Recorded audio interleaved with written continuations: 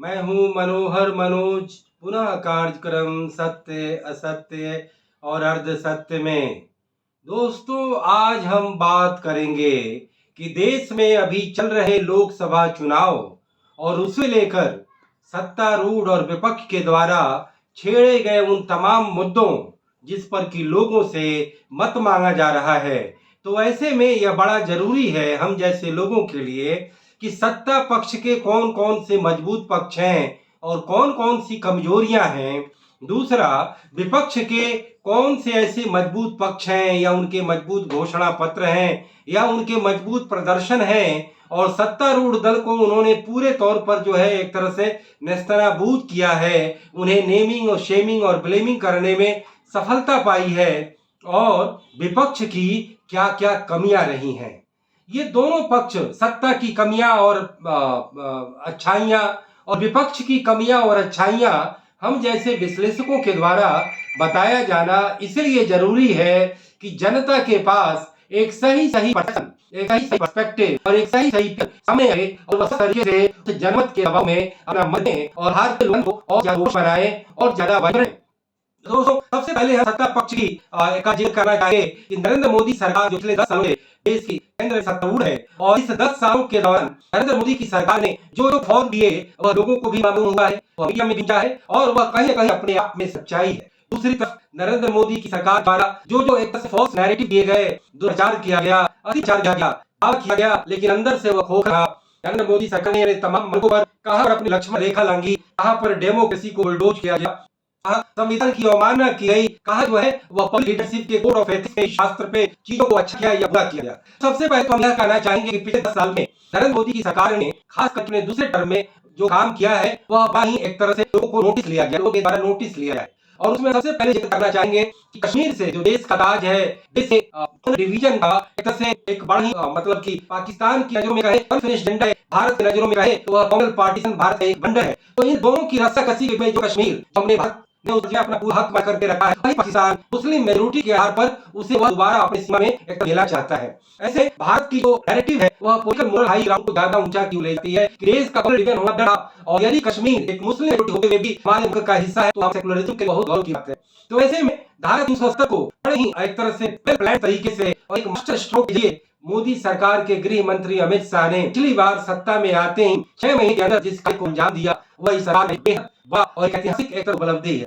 1877 घटना और कश्मीर में एक तरह पूरे अमन चैन की करना आसान काम नहीं था, और कहीं न कहीं मोदी सरकार ने कोशिश किया कि भयभीत होए प्रीति और वह पार्टी जो अपने निर्माण के तौर से ही स्थापना के दौर ही धारा 370 को हटाने की बात कहती आ रही, उस कार्य मोदी सरकार ने अंजाम दिया और मोदी सरकार के मंत्री अमित शाह तरीके से संसद का मैनेजमेंट किया गया, किस तरीके से कश्मीर का इंटरनल और सिक्योरिटी का मैनेजमेंट किया गया और सारे कानून को संवैधानिक और कानूनी प्रक्रियाओं से निकालकर उसका कैसे रास्ता निकाला गया और वहां कश्मीर को जो विशेष दर्जा था वह एक सामान्य राज्य होने के बजाय वह केंद्र शासित प्रदेश में बना दिया गया। कश्मीर को 2 भागों में बांटा गया, लद्दाख को अलग राज्य बनाया गया और कश्मीर को लेकर कहीं न कहीं कोर्ट में भी कई सारी याचिकाएं दाखिल की गईं और सुप्रीम कोर्ट ने भी इस बात का फैसला कर दिया कि भारत सरकार का वह फैसला सही था, और केवल सुप्रीम कोर्ट ने यह कहा कि सितंबर 2024 तक कश्मीर को राज्य के रूप में एक तरह से बहाल कर दिया जाए और वहां चुनाव की तैयारी की जाए।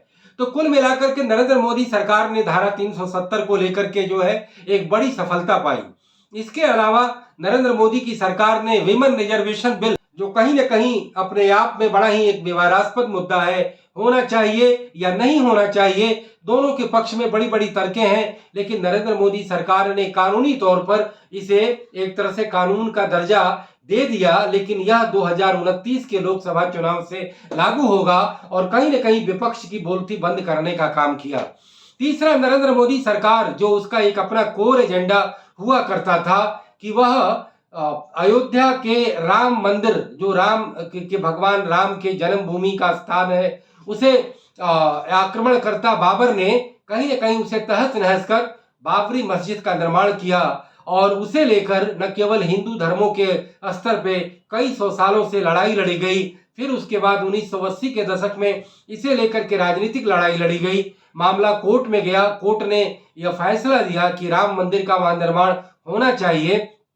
और उसके बाद उस रामलला के उस गर्भ स्थल पर कहीं ना कहीं भव्य मंदिर का निर्माण हुआ और प्रधानमंत्री मोदी ने एक पॉलिटिकल हस्ती होते हुए भी इस धार्मिक डोमेन को कहीं ना कहीं अपने पार्टी के मैनिफेस्टो और एक बड़े एजेंडे के तौर पर उसे उसे कहीं ना कहीं उस मंदिर के निर्माण की तामीर भी करने में, शिलान्यास करने में भी मुख्य अतिथि बने। और जब मंदिर का निर्माण हो गया तो मंदिर के स्थापना के भी वह मुख्य अतिथि बने। तो इस तौर पर यह सेकुलरिज्म के तकाजे से यह बड़े प्रधानमंत्री को इसमें शामिल होना एक बड़ी ही अटपटी और बेमानी बात थी, लेकिन भारतीय जनता पार्टी की नजरों में वह उसके लिए एक बड़ी राजनीतिक सफलता थी। और जो वो जितने धर्म भीरू लोग हैं, धर्म के आसक्त लोग हैं, धर्मावलंबी लोग हैं, और वह विराट हिंदू चेतना जो कहीं ना कहीं धर्म को बड़ा तवज्जो देती है, उसके लिए मोदी सरकार की यह एक बहुत बड़ी उपलब्धि है।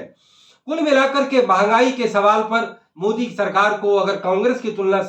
से तुलना की जाए तो मुद्रास्फीति की दोनों दर, थोक मुद्रा सूचकांक हो या खुदरा मूल्य सूचकांक हो, कांग्रेस की तुलना में इनके आंकड़े पिछले 10 साल में बेहतर रहे हैं। इसके अलावा बेरोजगारी की बात करें तो नरेंद्र मोदी सरकार ने इस मिथक को तोड़ा कि सरकारी नौकरियों को देना ही बेरोजगारी समस्या का समाधान नहीं है, देश को कमी बना होगा। और उन्होंने दो तरह की उद्यमशीलता, एक तो कम पढ़े लिखे लोगों के स्वरोजगार जो प्रधानमंत्री मुद्रा लोन योजना जरिए उसका 11 साल विस्तार करने की योजना बनाई, तो दूसरी तरफ पढ़े लोगों के लिए स्टार्टअप बिजनेस और उसके लिए बड़ी ही आसान किस्तों पर लोन देना और हर तरह की सरकारी फैसिलिटी देना बेरोजगारी दूर करने का नरेंद्र मोदी सरकार का यूएसपी रहा है। तो शैक्षिक स्वरोजगार योजना और गैर शैक्षिक स्वरोजगार योजना को लेकर मोदी सरकार ने एक और सरकार के तुलना में कुछ ज्यादा बेहतर कार्य किए। लेकिन सरकारी नौकरियां चाहे वो केंद्र के स्तर पर हो या राज्य के स्तर पर हो, उन्हें सरकार बचती नहीं है। और सरकार के द्वारा नौकरियां देने से बचने की मुख्य वजह है कि हमारी जो रोजगार नीति है वह सरकारी नौकरी को इस तरीके से दी जाती है जिसमें प्रोडक्टिविटी का माहौल नहीं होता, लोग हायर कर लिए जाते हैं, लेकिन वह सरकार के पेरोल पर एक वित्तीय और एक तरह से आर्थिक बोझ के रूप में बैठते हैं। ऐसे में सरकार एक तरह से कंफ्यूज आती है कि वह कुछ नौकरियां तो कॉन्ट्रैक्ट ले आती है और कुछ नौकरियां परमानेंट बेसिस पर ले आती है। अगर यूपीएससी और स्टाफ सिलेक्शन के चंद रिक्तियों को देखें तो यूपीएससी जो करीब अधिकतम 1000 और स्टाफ सिलेक्शन कमीशन तो अधिकतम कम से कम 10 से लेकर के 15,000 जो नौकरियां निकाली हैं, इसमें रेलवे के अलग है और विभाग में कुछ कैजुअल और अपने स्तर पर निकाली जाने वाली रिक्तियां अलग है और राज्य सरकार की भी बात अलग है। तो नरेंद्र मोदी सरकार ने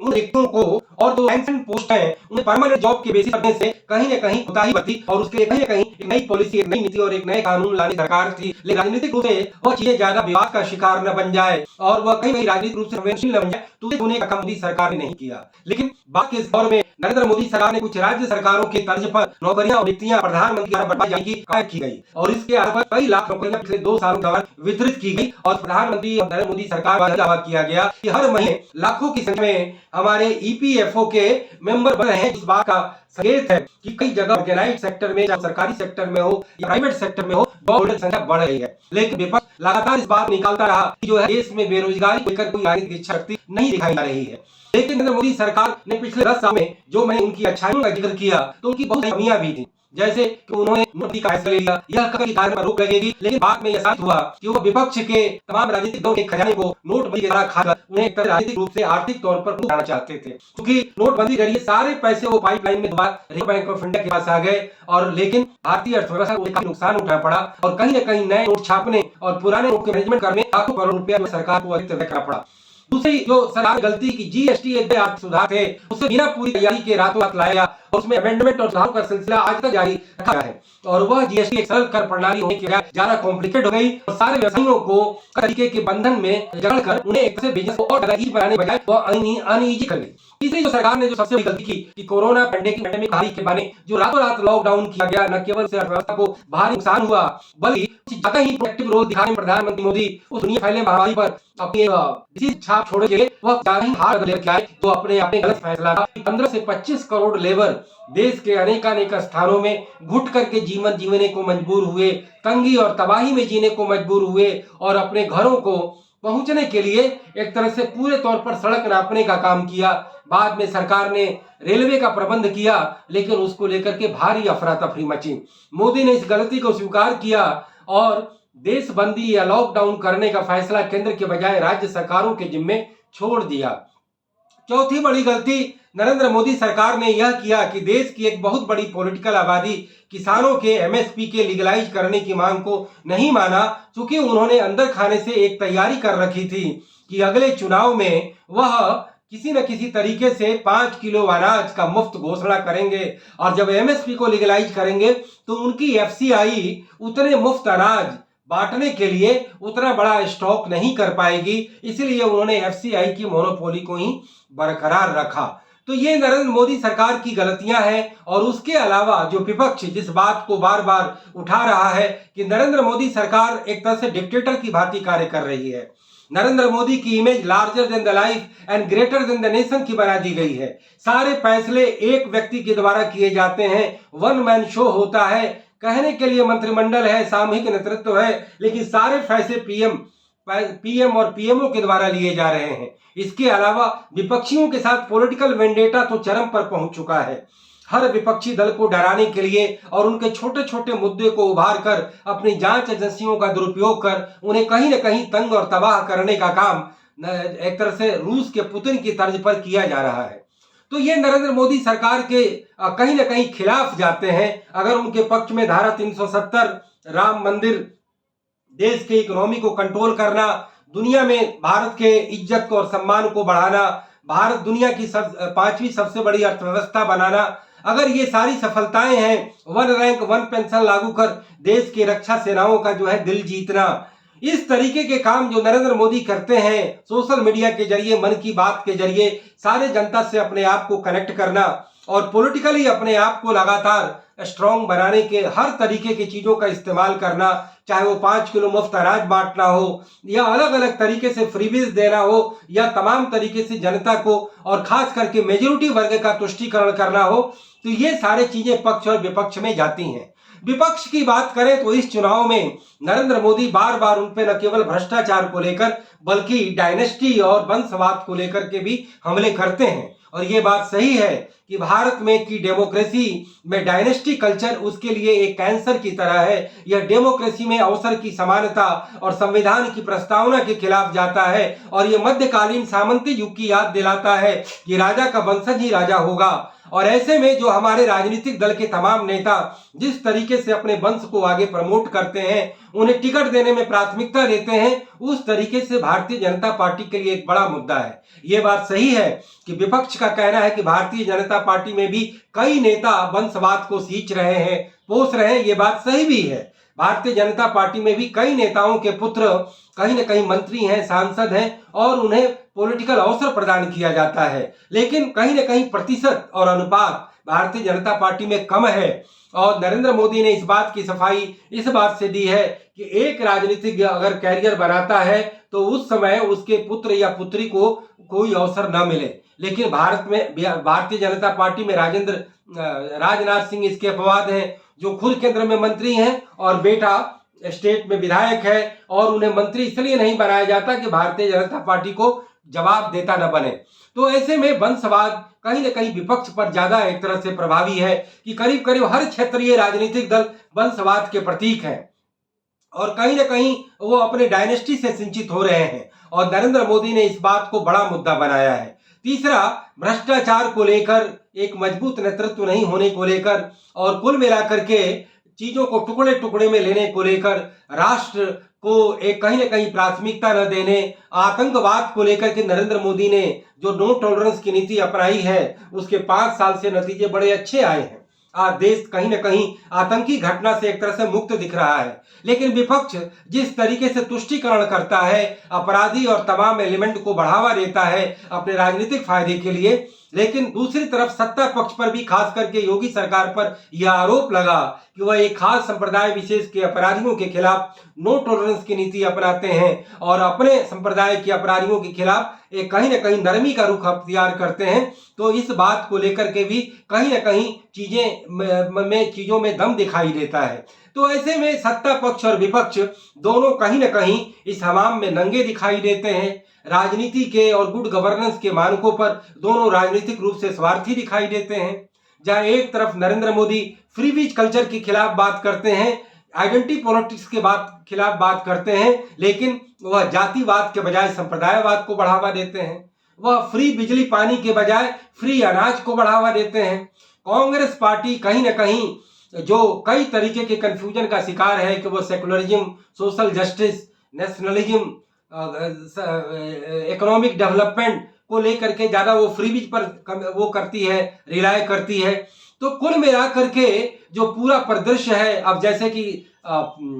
सेना में जो वो बहाली की बात आई कि अग्निपथ अग्निवीर करके नरेंद्र मोदी सरकार ने एक शॉर्ट टर्म आर्मी का जो है वैकेंसी निकाली और उसके लिए नया वो निकाला, लेकिन उसका कहीं ना कहीं कांग्रेस पार्टी ने विरोध किया है। जहां भारतीय जनता पार्टी ने ओल्ड रैंक पेंशन को खत्म करके नया पेंशन सिस्टम लाया कि ज्यादा सरकार पर वित्तीय बोझ न बने और देश में एक समतापूर्वक सामाजिक सुरक्षा का समाज बने, लेकिन उसके उलट कांग्रेस पार्टी एक एलीट कल्चर लाकर, पुराने पेंशन नीति को लाकर सरकारी कर्मचारियों को मालामाल करना चाहती है और दूसरी तरफ देश के 90% लोगों को सामाजिक सुरक्षा के नेट में लाने को लेकर उसके पास कोई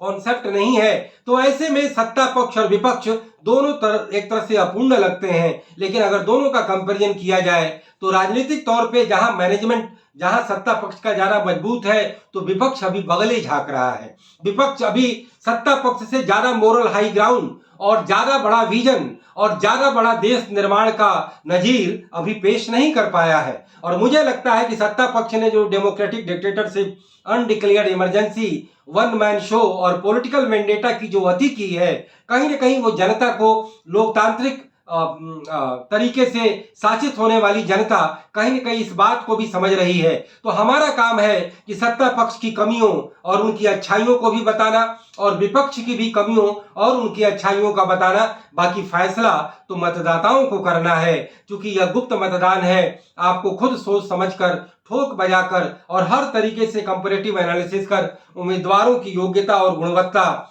पार्टी की व्यापकता और उसकी शिरोधार्यता को ध्यान में रख करके आपको इस डेमोक्रेसी के यज्ञ में अपनी आहुति देनी है और इस यज्ञ में अपना कहीं ना कहीं एक तरह से अपना प्रसाद और अपना जो है अनाज उस आहुति में फेंकना है। तो ऐसे में मतदान के जरिए आप देश की डेमोक्रेसी में एक नई नजीर पेश करें और इन सारे मुद्दों की जिसकी हमने पड़ताल की, उन पड़ताल के आधार पर आप अपना फैसला स्वयं लें। तो दोस्तों, इसी नोट के साथ मैं अपनी यह बात समाप्त करता हूं। फिर किसी मुद्दे पर, फिर किसी सवाल पर पुनः बात होगी। इजाजत दीजिए। नमस्कार, जय हिंद, गुड बाय, शब खैर।